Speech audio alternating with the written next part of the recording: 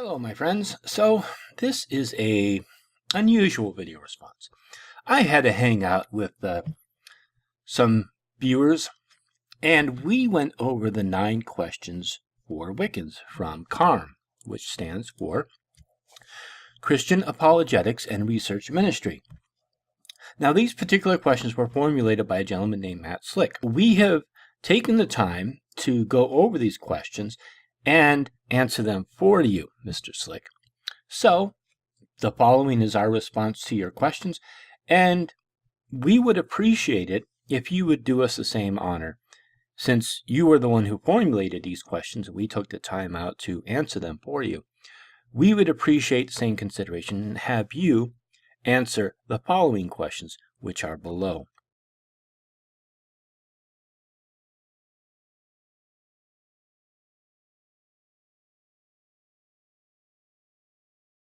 We look forward to that, and in the meantime, please enjoy our answers to your 9 questions you have for Wiccans.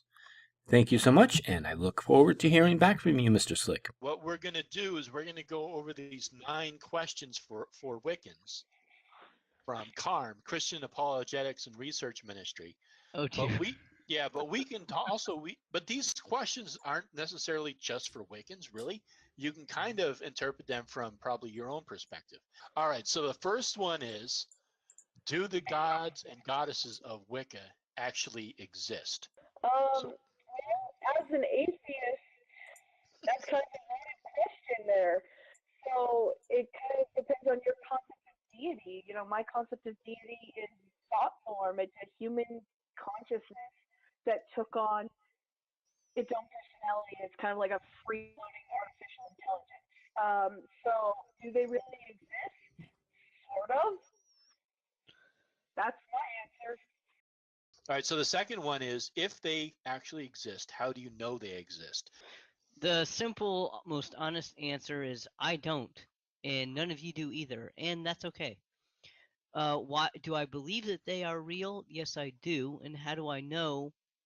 Well, basically, again, I don't, but I base it on, I could tell you about dreams that I've had.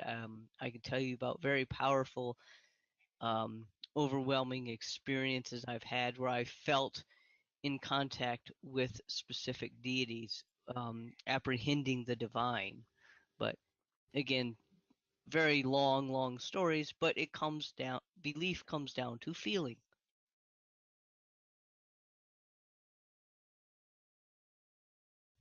Well, the one thing that really drew me to Wicca originally is because they could variate.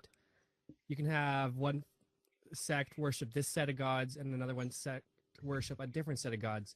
Yet they all seem to come together and like be like, hey man, we're equals, we're both worshiping. Let's go grab a beer. So from my experience looking into it, it does seem that they can both be objectively true.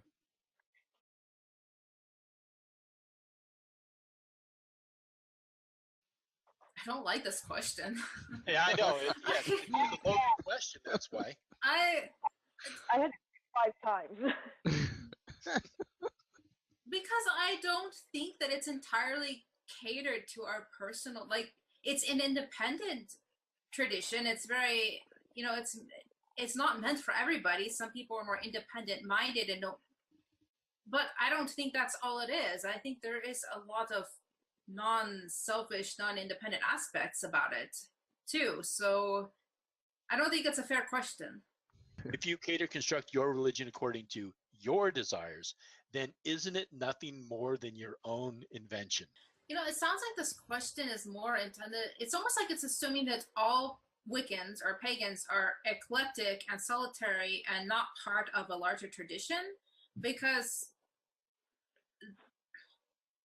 I'm not following exclusively my own desires and making up my own stuff. My tradition is something that a larger community has developed, just the same way that any other religious path, like everybody else is saying, that they're all man-made. But it seems like this question is separating community-based religions like Christianity, which is a large movement that large people are involved with, and acting like Wiccans are completely independent, making up their own path without a tradition that's part of a community, which isn't even accurate. Yeah. So I don't even know how to answer the question because it's not even true. It's not, there's nothing to answer there.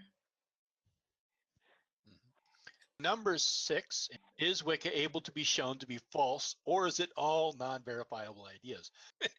Zabora. I took this question to mean, where's your proof? I have a Bible. Where's your Bible? So if you want the written word, I got a pyramid to show you. And it shows the whole process of the king going to the underworld and fighting demons, and he's got these spells. He's not going to eat poop in the underworld because he was smart and wrote them down. I got a pyramid to show you if your whole evidence for your religion being true is your book. So I don't understand the question. Well, like you guys said, and like I said, it's choosing to believe at a certain point. So it's not false for me. It's my personal truth. But my personal truth may not be your personal truth. So I don't know how to answer. Okay, that's all right. It says, if your spells and incantations produce results, how do you know that the power behind the results is good or not? Oh, jeez. Oh, jeez. I mean, I think somebody pretty much said it for me. It's kind of like, well, how do you know that? I think Shelley said it. It's like, how do you know that your prayers and rituals, there's a good power behind it? And I don't like the idea of good and evil. I mean, I've mentioned that in several of my videos. I think it's just an oversimplification. I think that our motives and intentions are much more complex than just good or evil. Obviously, there is what we would label as evil in the world, but it's more complex to say that somebody is always evil or always good. I think that we're a balance between those two. So, but anyhow, okay.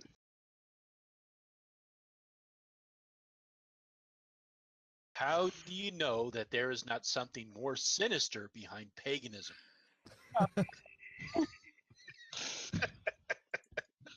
Okay. And Rays? Well, to be perfectly honest, we don't know, and the person in this, what is it, Matt Slick, he doesn't know either. Mr. Slick? Yeah, Mr. Slick.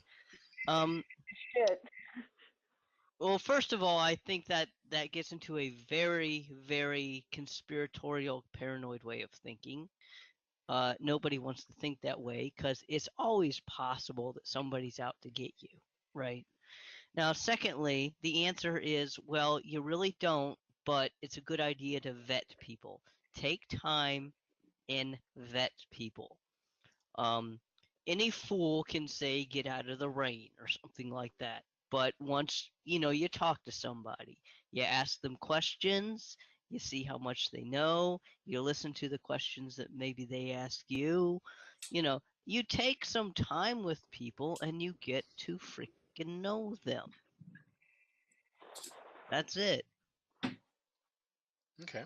Okay, last question. Why do you think that rituals dealing with candles and knives and such are able to affect nature? It's not the emphasis on the tools. I think Shelley touched on this. It's like ritual. Like when I think of ritual, I think of like marriage, funerals, coming of age ceremonies, celebrating the Sabbats. It's like you are celebrating, you are in ritual, you are doing something with nature.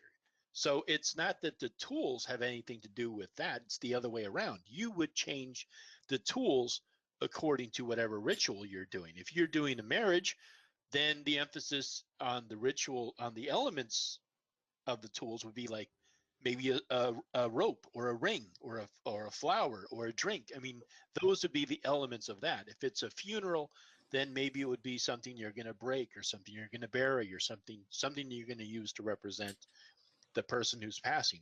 If it's a ritual for, let's say, the June solstice or the winter solstice, your tools, your candles, whatever you use in the ritual is going to reflect, the June solstice, the coming sun, the power of the sun, all of those various things. So I think that this guy thinks it's the other way around. It's like we we assume that we use candles and knives in ritual to somehow affect nature, and it's actually the other way around. We're actually using tools that, we're actually using something that reflects what is happening in nature. So this is the end of this video. Please, the questions are listed below, the questions for Wiccans and also the questions for Christians. If you feel like answering either one of those, please do so. Make a video, and please put in it hashtag CARM Questions.